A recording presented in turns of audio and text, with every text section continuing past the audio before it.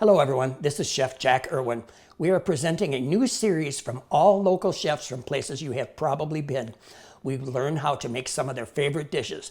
This week features my expertise in the kitchen. I will be making my world famous chicken salad. It is a chicken salad over shoestring potatoes. And also I will show you how to make a 5-minute strawberry ice cream that everyone will love. You're gonna thank me.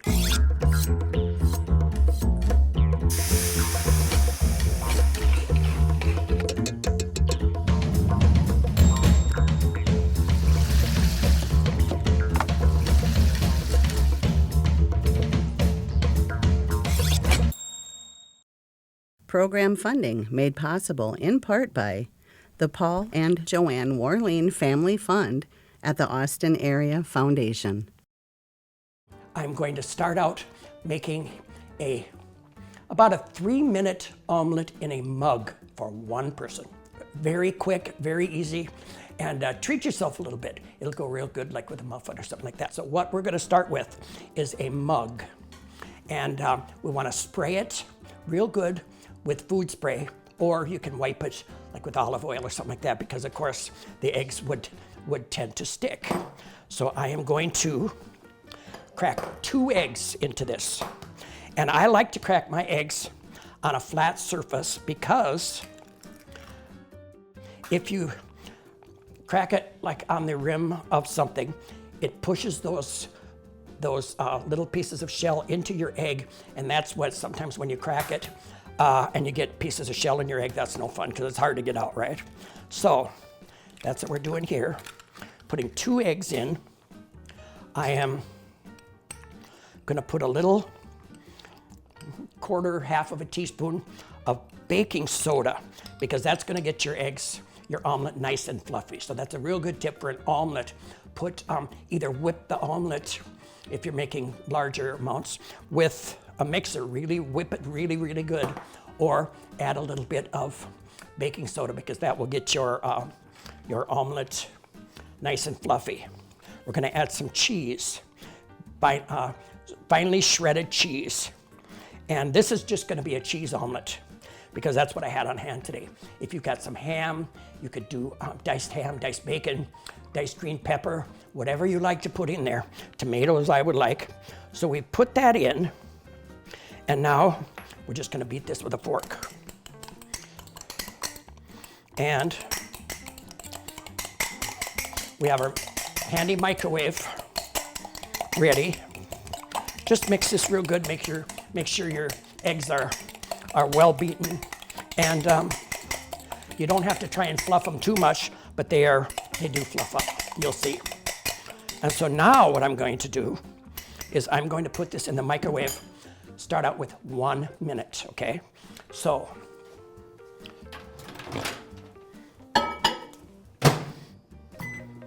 that's gonna go for 1 minute. I'll give it a little stir with the fork again, and put it back in 1 moment. Okay, so whether you can see, it's already puffed way up, but we want to stir to make sure the middle, it's quite soft in the middle yet, but it's really puffed up. So we just want to get all that. And now we're going to put it back in. I'm going to go maybe a minute.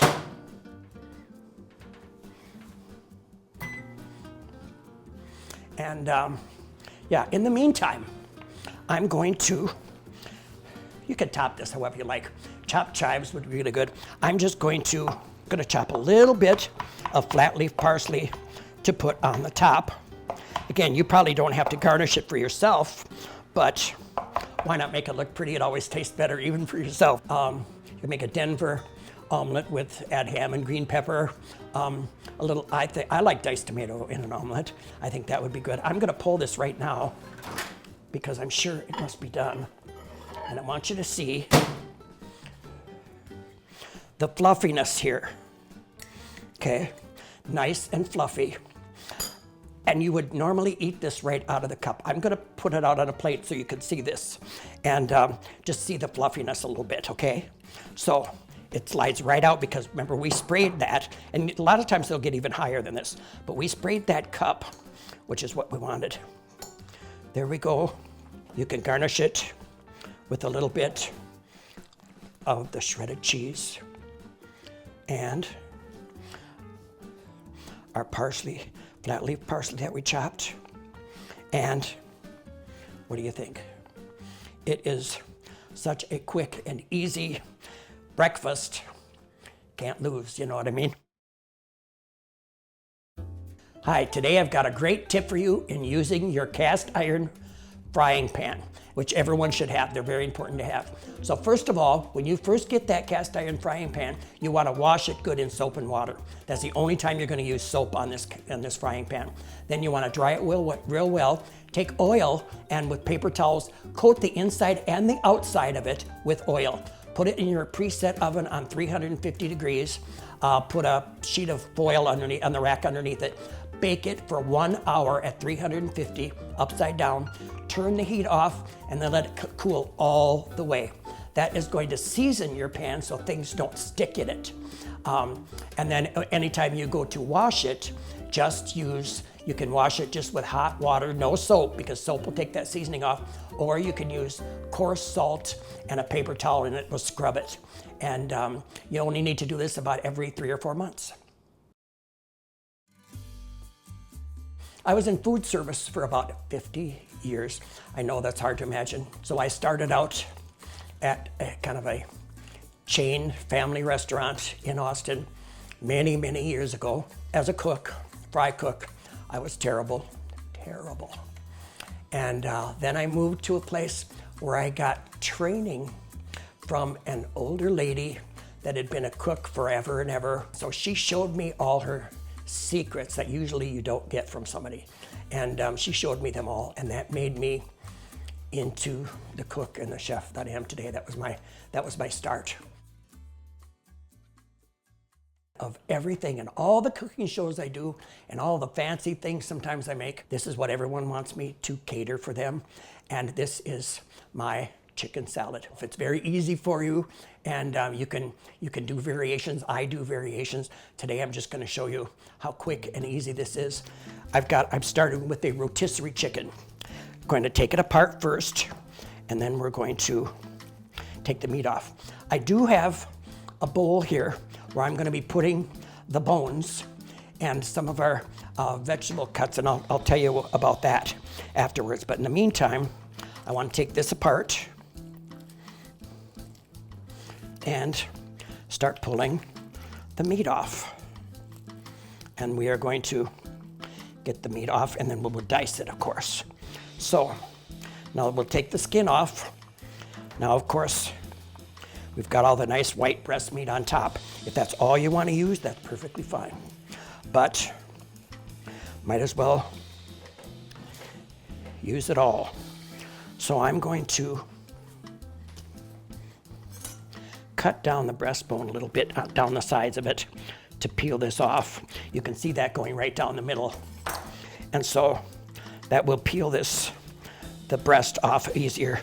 Kind of comes off in one pull, one piece. So we're gonna put this again in this extra bowl. These pieces we're gonna cut into pretty much bite-sized pieces, if you can see those.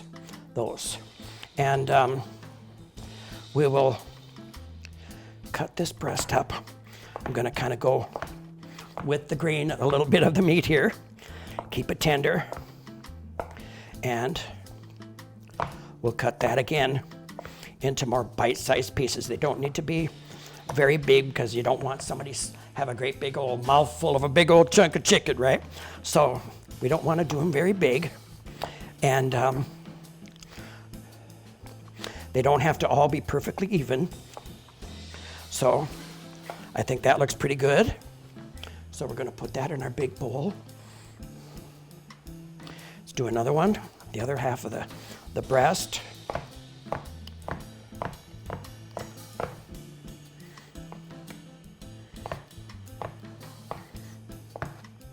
And I don't know if you can see, when I'm cutting, if you can see that I keep my fingers curled underneath, I've found the hard way that that's the way you want to do cutting and dicing and that. So you kind of keep your fingers out of the way, hold your item in place, and curl your fingers underneath.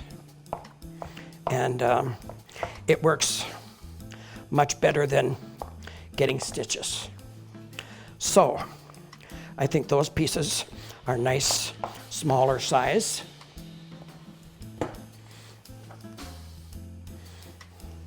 Now we've got, if you wanted to do all white chicken, there is probably enough in there right now. Now we are going to add a few things to it. So I'm just gonna, you can clean your cutting board. I'm just gonna turn it over because that side's clean. And first I'm going to add some celery. So I've got a stalk of celery. Now I'm gonna cut the ends off like we do. And there again, put that in your bowl with your bones because you can make wonderful stock out of this. The bones make just great, great stock. And any of your leftover veggies, you can add anything else you have to that. If you have any onion, even onion skins, you can put that right in and make a wonderful stock. And you can freeze your stock or whatever you'd like to do. But that just makes really good. So I'm just gonna take a few ribs here and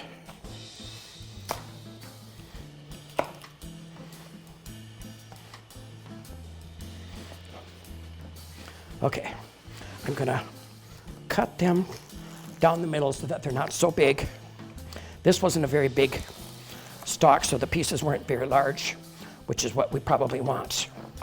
Because, and we don't want to cut big, too thick of pieces, okay? So we kind of want to, I'll kind of show you the size that I like to make. Because again, nobody likes to be eating something and get a great big old mouthful of big old chaw of celery. So I do them fairly small. That's why I thinned those stalks down. And now I'm dicing them whatever size I want. And I'm doing them fairly small, and I'll show you in just a minute here.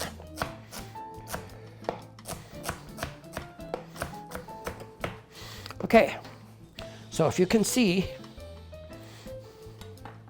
that I've got fairly small pieces here, that's going to be less than bite size. That's what you want, because again, it's the crunch is really nice in the chicken salad.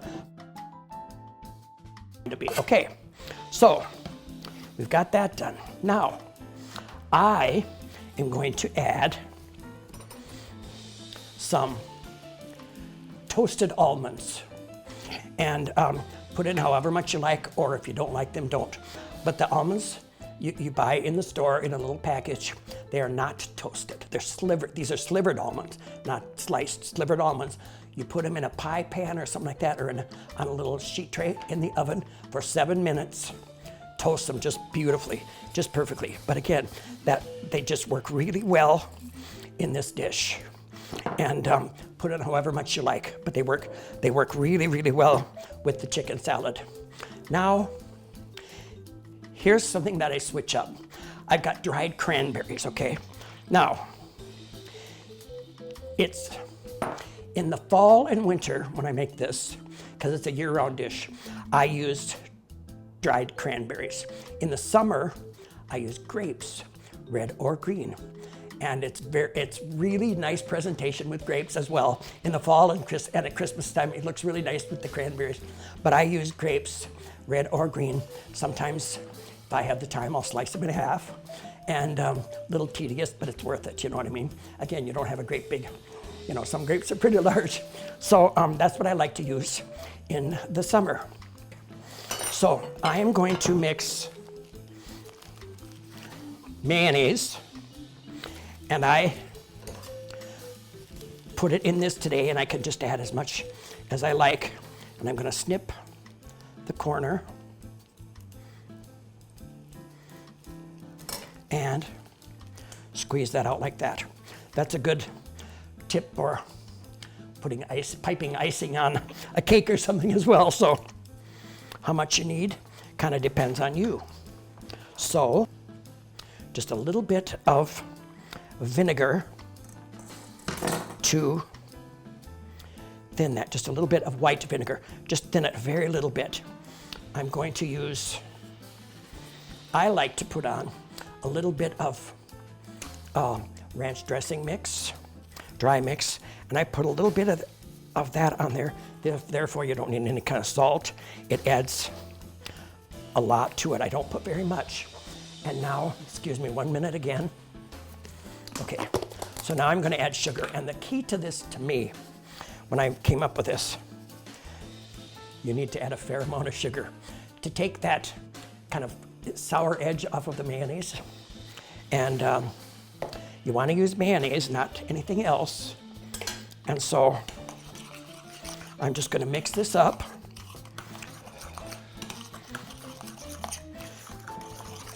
And again, it isn't, because pure, just the mayonnaise alone is quite thick. That's why I put that little bit of white vinegar in there, just to thin it down, make more of a dressing than the pure mayonnaise.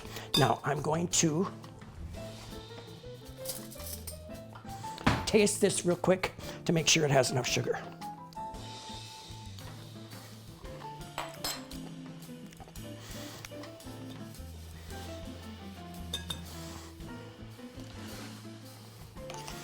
Just needed a touch more. Because again, the mayonnaise taste alone is fine on a sandwich, but with the dressing you wanna jazz it up a little bit. So here is our chicken mixture, and for our salad, and you can see everything. I've got the diced celery. I've got the toasted almonds, slivers, and the dried cranberries. So now we're gonna make this really good.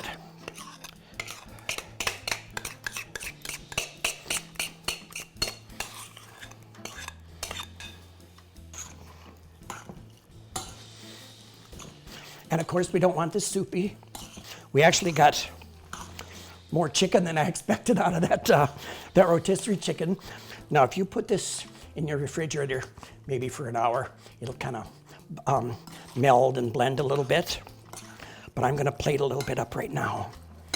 And so, before I do that, I want to, I'll just do it this way. Dice a little bit of parsley. Flat leaf parsley again.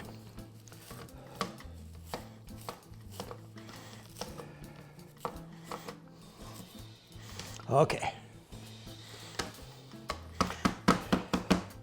Just dice that up however you like. It doesn't really even, with parsley, you don't even have to dice it for garnish. You could just lay sprigs of parsley on top of it. And, or chives would be really good on this. But you just want a little something. I like it on something. When I'm making it for someone else, I like a little something on top. So I'm gonna plate this very quickly for you. And here's how I like to do it.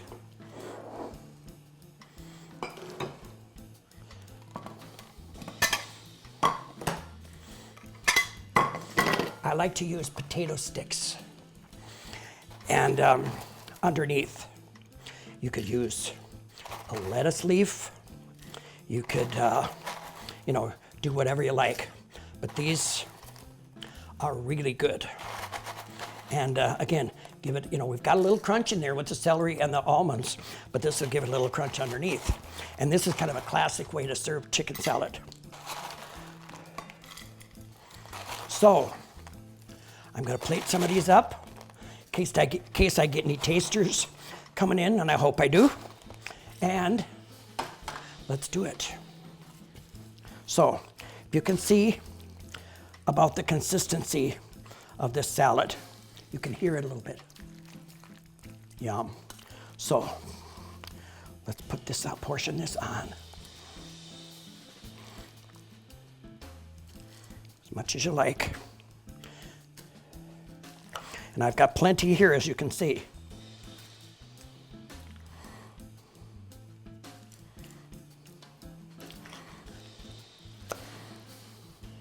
So this would be a great, just plenty for like a potluck or something like that as well, because this did make quite a good sized batch. And one more.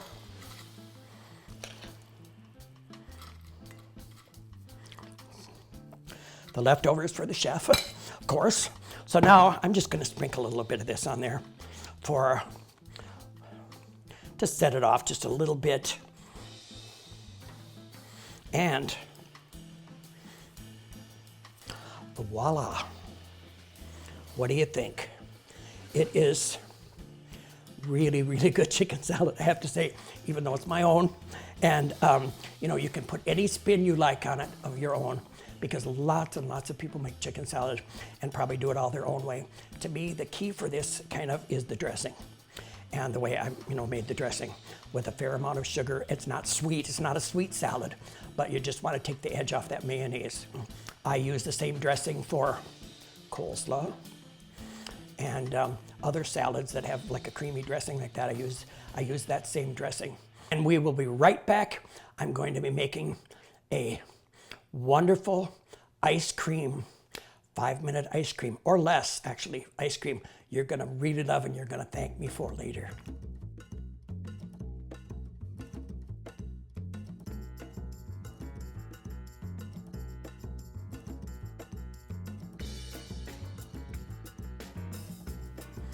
So, as we were making our chicken salad, some of you saw and noticed I had mentioned that I'm putting the scraps in a separate bowl. So I've got our chicken carcass and bones and skin and everything in here. I've got our celery leaves that I chopped the top off the celery. I've got leftover parsley that I don't have any plan for, so I'm gonna throw that in here. You could put onion, whatever you like, and any vegetable scraps you can put in here. And what I like to do with this is make stock out of this. It makes a wonderful stock. All the meat comes off the bones. The bones add a little gelatinous, to the stock. And so after you make your stock, and this works with many things, it also works with wine and with sauces and spaghetti sauce and things like that. Put it in an ice cube tray in the freezer, and it will freeze into cubes. Again, it even works with wine to keep your wine cold. Then once it's completely frozen, you take it out, put it into Ziploc bags and store it in your freezer. So you can just grab a couple if you want to grab a couple of stock cubes for soup or stews or anything like that. Same with the wine. Like I said, keep your wine cold, or spaghetti sauce for any dishes. Right now, and you're gonna thank me a lot for this one, we're gonna make a 5-minute strawberry ice cream. We need a food processor. A blender does not work. It has to be a processor with your steel blade, okay? And you can use any fruit. I like the strawberry the best. And I buy sliced frozen, they have to be good frozen hard strawberries. You can use, I have a friend who I showed this recipe to a week ago, and she's made it twice with peaches because she loves peaches and can't have strawberries. So you can basically use any fruit. Strawberry, to me, is the best. One bag is about 16 ounces. I have a little more than that here. Put those in, and we're gonna put sugar in. White sugar, so, because these strawberries are unsweetened. So I'm putting, I don't usually do the recipes, but this, I'm gonna put about a cup of sugar in there. Okay, so now, might get a little noisy for you here, but we're going to blend that, just the sugar and the strawberries. There we go, okay. So, here we go.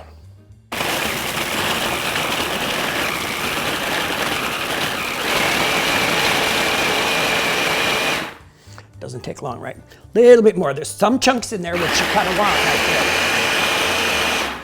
Okay, so now that's nice and blended and frozen. So now what we're gonna do is take our insert out. We're going to pour heavy cream into this top slot while it's blending, okay? And that the frozen strawberries are going to freeze this like ice cream. 3 ingredients, come on. So here we go.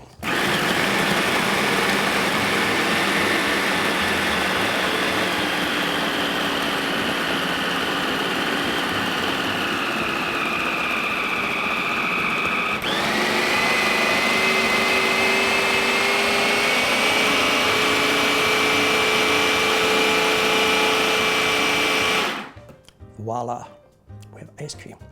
Now, does it get any simpler than this? Now, this is something your kids could help you with if you wanted. They could pour you can stir this around the edges a little bit and blend it a little bit more, but it is the consistency of ice cream. Now, it's soft ice cream, softer ice cream right now. You can put it in something and put it in your freezer if you like the really hard ice cream that you have to dip. So, I'm going to dish some of this up, and you can see how it comes out, right? Beautiful. And could anything be easier, honestly? So, yeah. And this makes quite a bit. This is a real handy one for if you get last minute company, let's say, and need something like that to serve with coffee. You know, takes less than 5 minutes. All you need to have is a bag of frozen, whatever fruit you happen to like. This is one you're really, really gonna want to use over and over, and you are welcome.